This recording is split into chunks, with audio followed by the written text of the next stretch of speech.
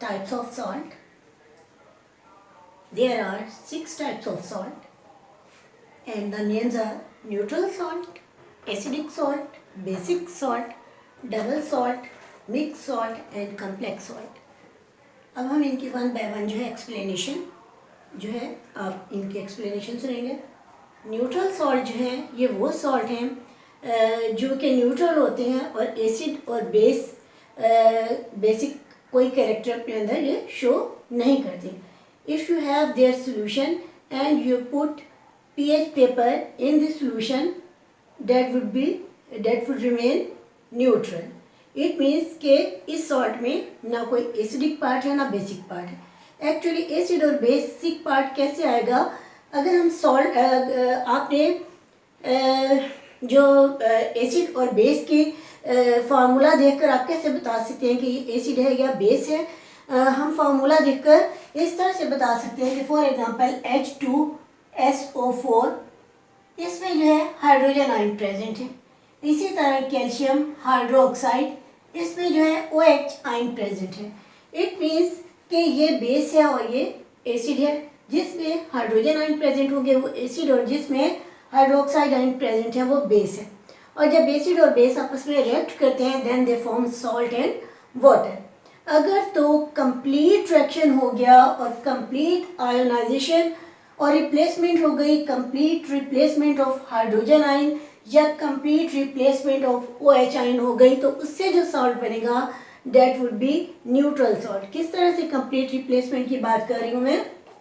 इस तरह से कि जैसे NaOH when react with H2SO4, यहाँ पर हमारे पास 2 हाइड्रोजन आयन है और एक OH आयन है. यहाँ पर सॉल्ट बनेगा Na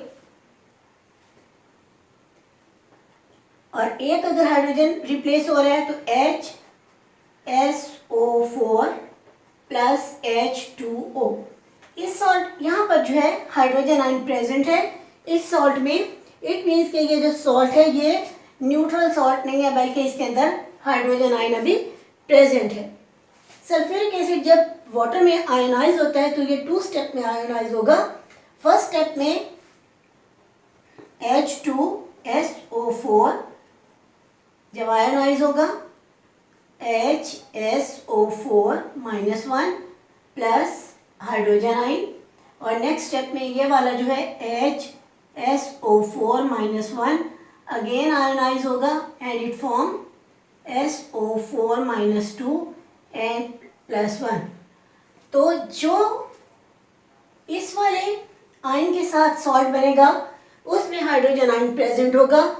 तो इट मीन्स कि वो एक एसिडिक सॉल्ट होगा, न्यूट्रल सॉल्ट नहीं होगा.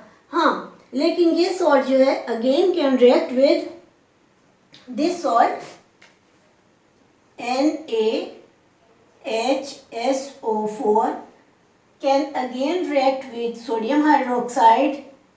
अब इस कंडीशन में ये सोडियम दोबारा यहाँ पर रिएक्ट करेगा और ये हाइड्रोजन आयन इस OH आयन के साथ रिएक्ट करेगा एंड देन फॉर्म, मैं इसको दोबारा से लिखती हूँ बेटा ताकि आपको जो है क्लियर नज़र आ जाए.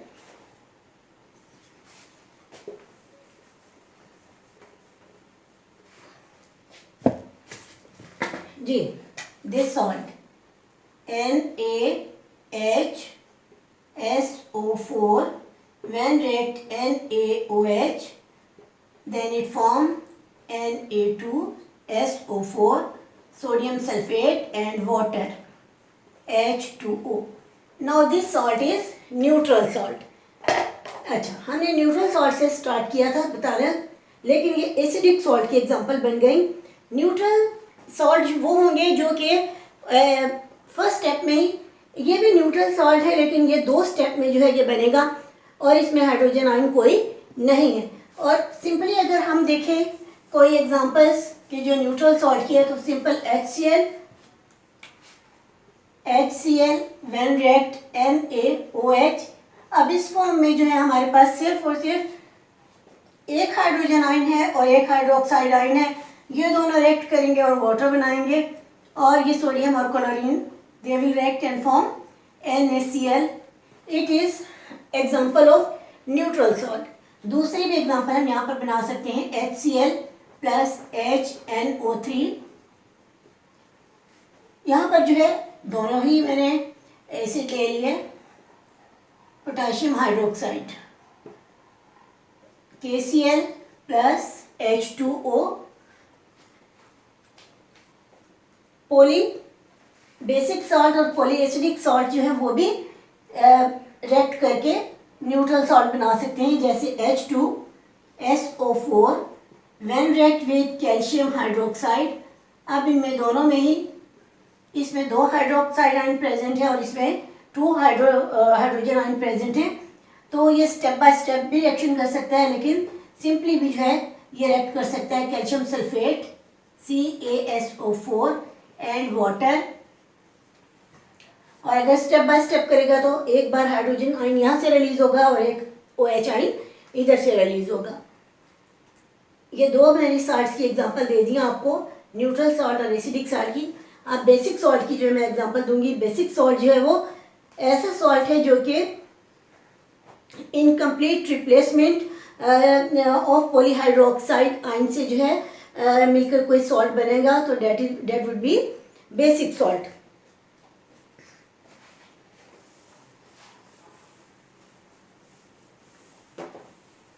और वो बेसिक सॉल्ट भी जो है एसिडिक सॉल्ट की तरह से again they can react with acid and can form neutral salt. For example हमारे पास यहाँ पर है एग्जांपल, ये एल्युमिनियम हाइड्रोक्साइड, इसके पास जो है 3 ऑक्साइड है, ये 3 स्टेप में अपने आप को आयोनाइज करेगा, AlNOH ट्वाइस प्लस एक OH जो है वो रिलीज हो गया माइनस, और इस पर +1 चार्ज आ गया। दूसरे स्टेप में AlOH2 प्लस, ये दोबारा से आयोनाइज होगा, एक हाइड्रोजन हाइड्रोक्साइड आयन दोबारा से रिलीज हो जाएगा, और यहाँ पर इस पर जो है AlOH +2 चार्ज आ गया, एक और निकल गया, ठीक है। थर्ड स्टेप में AlOH ट्वाइस और Al+3 हो जाएगा, और यहाँ पर OH आयन ये सेपरेट हो गया। ये 3 स्टेप में आयोनाइज होगा। If it react with any acid, तो ये 3 टाइप्स के जो है सॉल्ट बना सकता है अगर ये किसी एसिड के साथ रिएक्ट करता है। फॉर एग्जांपल अगर ये रिएक्ट करता है HCl के साथ, HCl, तो यहाँ पर क्या होगा, ये वाला जो हाइड्रोजन है यहाँ पर मिलकर वाटर बनेगा, ये पूरा H2O, और क्लोराइड आयन जो है वो यहाँ पर आ जाएगा, एक प्लस और एक माइनस मिलकर ये बन जाएगा AlClOH ट्वाइस। दोबारा से ये रिएक्ट कर सकता है इसी HCl के साथ। जब इसी HCl के साथ रिएक्ट करेगा, ये हाइड्रोजन आयन इस OH के साथ मिलकर प्लस एक वाटर का मॉलिक्यूल, और दोबारा यहाँ पर 2Cl बन जाएगा, एल्युमिनियम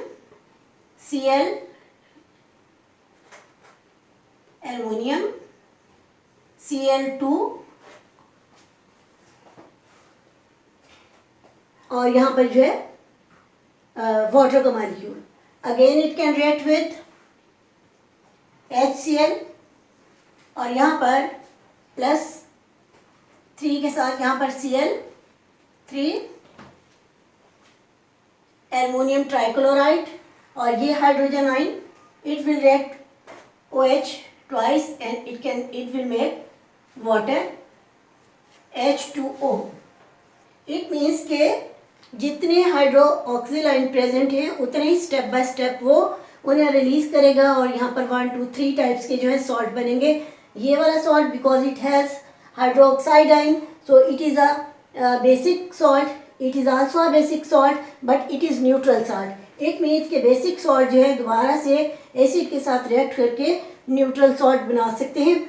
इसी तरह एसिडिक जो सॉल्ट होंगे वो भी पार्शियली जो है वो बार बार सॉल्ट बनाएंगे और न्यूट्रल सॉल्ट तक जाएंगे। फॉर एग्जांपल यहाँ पर एसिड है H3PO4 और बेस सोडियम हाइड्रोक्साइड है।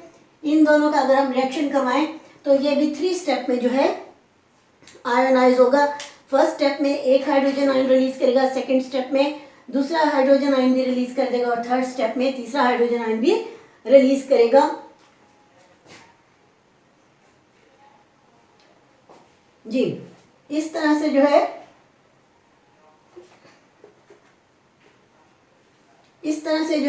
ये 3 जो है सॉल्ट बना सकता है। फर्स्ट 2 जो है इसके एसिडिक सॉल्ट होंगे क्योंकि उनमें हाइड्रोजन आयन प्रेजेंट होगा। अगर एक हाइड्रोजन यहाँ से निकल जाता है तो ये बन जाता है HPO4+1 और यहाँ पर जो है ये हाइड्रोजन और OH आयन मिलकर वाटर बनेगा and this sodium and phosphate ion ये बन जाएगा Na2। यहाँ पे 3 हाइड्रोजन है, एक निकल गया तो H2 हो गया और साथ Na।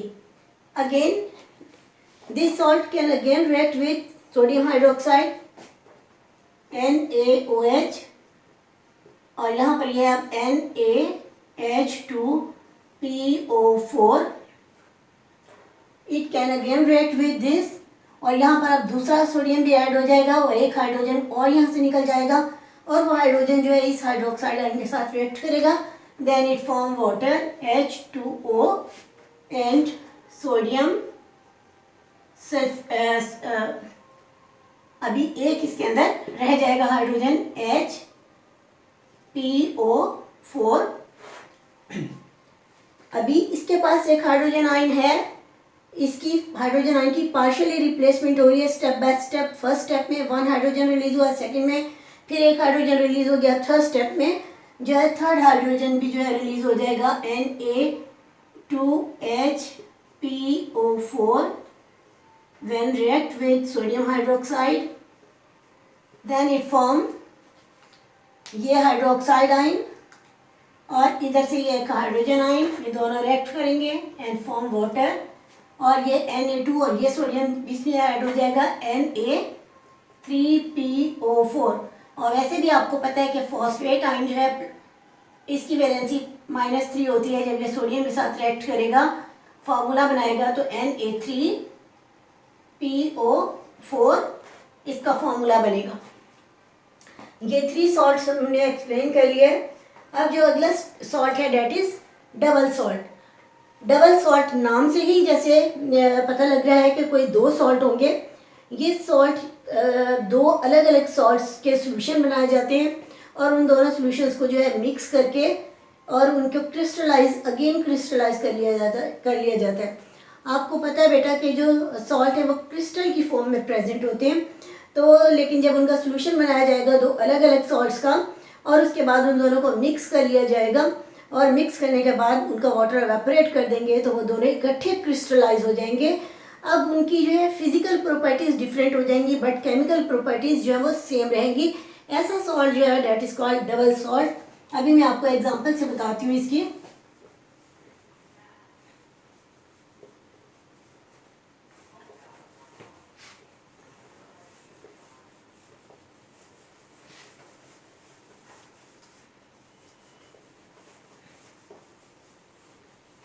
Potassium sulphate K2SO4। Potassium sulphate जो है इसे वाटर में आप डिजोल्व कर सकते हैं, इसका सॉल्ट का सॉल्यूशन बन जाएगा। इसी तरह जो है ammonium sulphate NH4SO4 twice ammonium sulphate. इन दोनों का जब आप सॉल्यूशन दोनों के सेपरेटली बना लेंगे, सेपरेटली बनाने के बाद उनको दोनों को इकट्ठा मिक्स करके मोलर सॉल्यूशन मीन 1 मोलर इसका सॉल्यूशन और 1 मोलर इसका solution. It means molar solution कैसे, आप इसका पहले मॉलिक्यूलर इसका जो है मोलर मास फाइंड आउट करेंगे।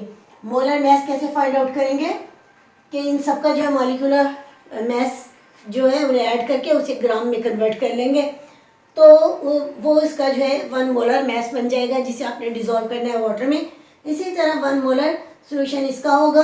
इन दोनों को जब आप वाटर में डिजोल्व करेंगे तो डिज़ोल्व होने के बाद जब उसको एवेपोरेट कर देंगे उसके वाटर को, तो जो सॉल्ट हमें इकट्ठा इन दोनों का मिलेगा, डेट सॉल्ट जो है होगा वो that is called double salt. आपकी बुक में इसको जो है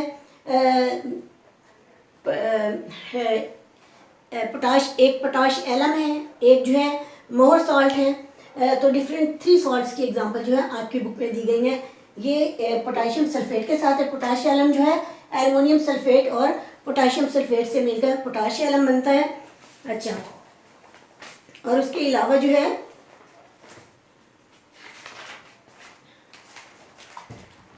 जस्ट वेट बेटा,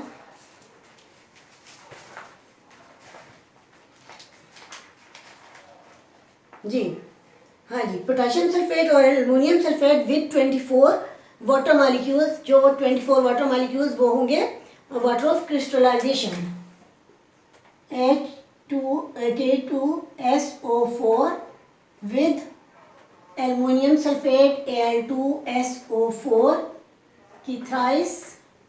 एल्युमिनियम की वैलेंसी +3 है, सल्फेट की 2 है, इनका फॉर्मूला ये बन जाएगा। साथ जो है 24 water molecules, it is called potash alum.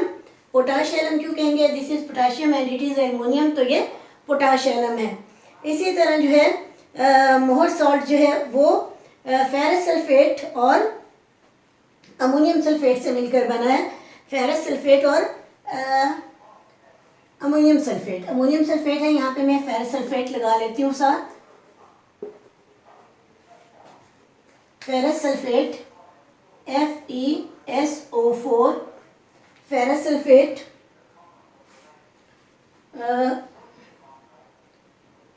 इनसे जो सॉल्ट बनेगा that is Mohr salt.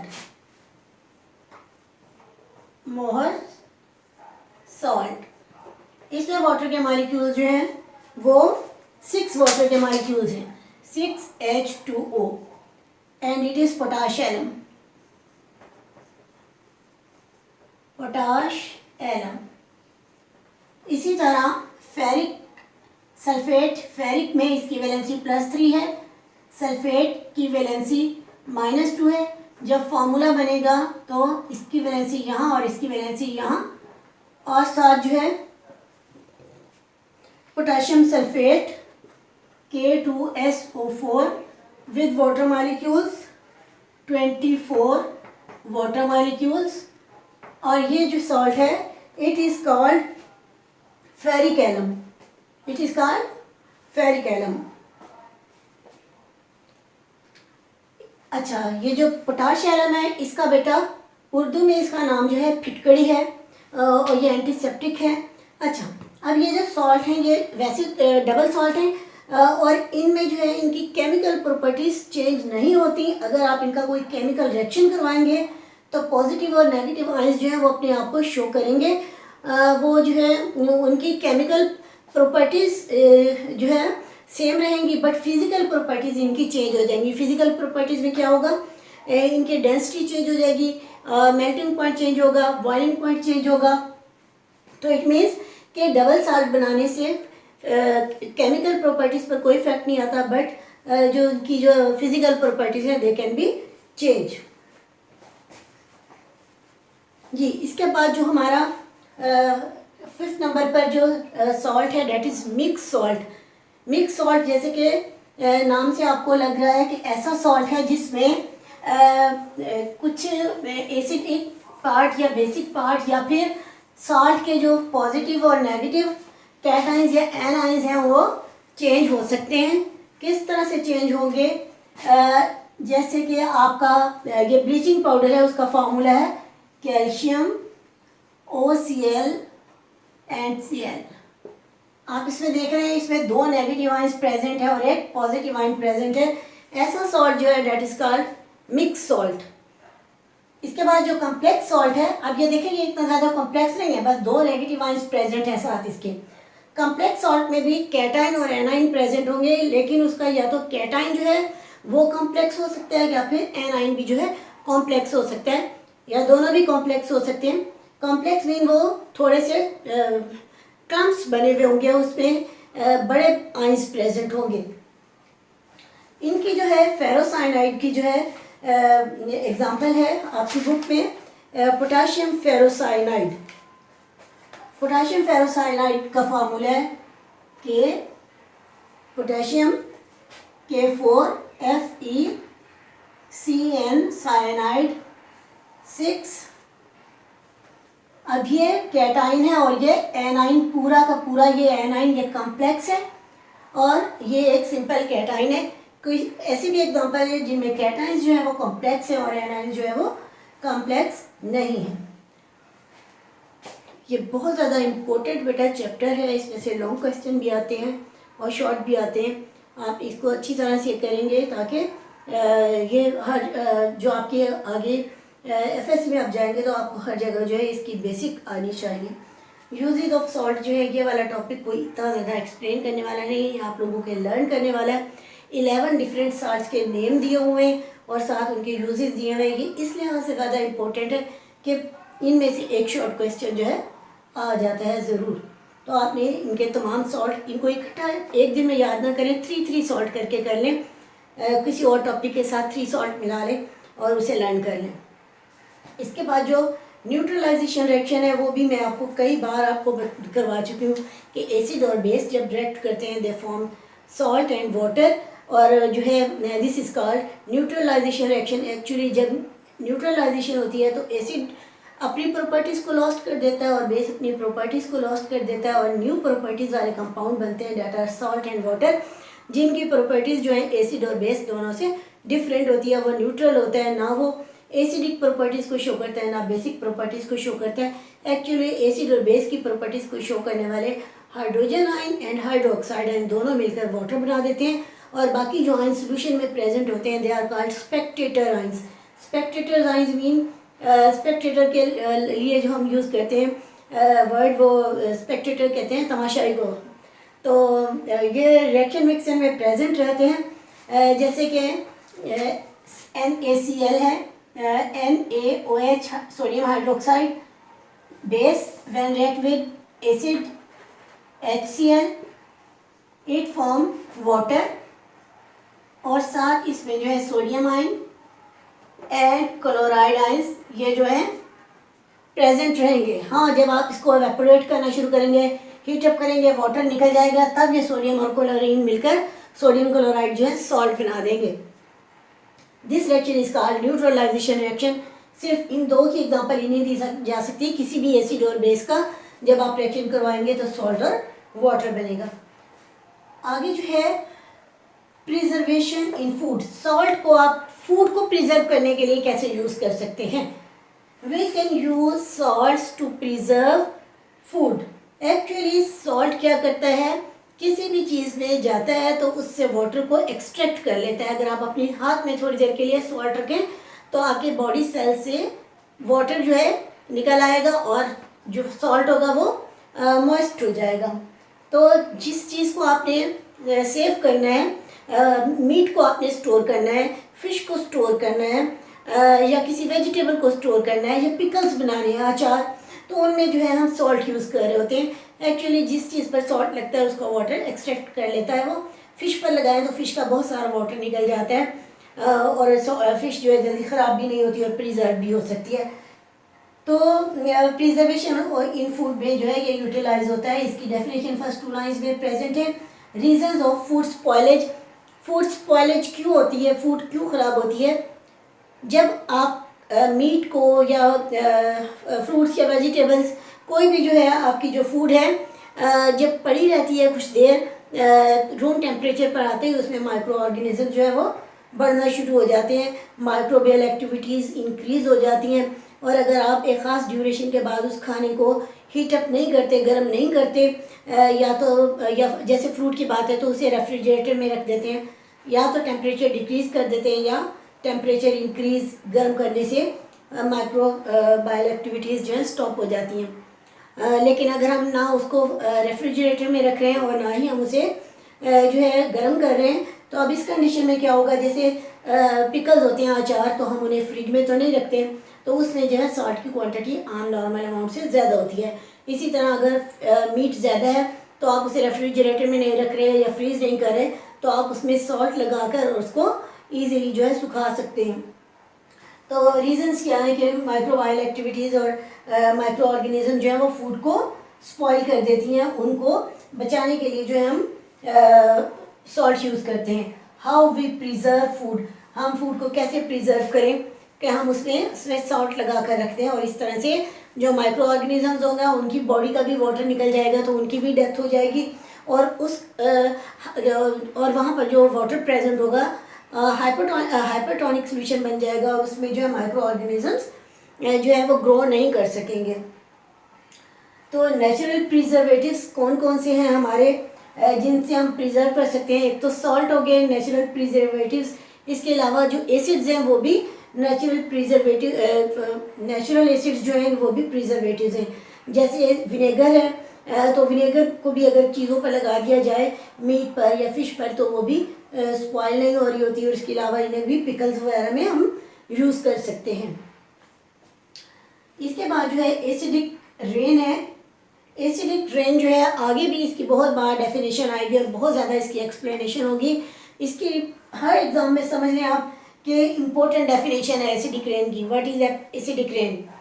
Acidic rain क्या है कि जब भी एटमॉस्फेयर में डिफरेंट गैसेस जो है ज़्यादा हो जाती हैं, जो कि वाटर में डिज़ोल्व होने के बाद एसिड बना सकती हैं, और जब वो वाटर में डिज़ोल्व हो जाती हैं तो जो रेन बन रही होती है that is called acidic rain. किस तरह से कि जैसे ये सल्फर डाइऑक्साइड है, इसी तरह sulphur trioxide, it means oxide of sulphur, oxide of nitrogen.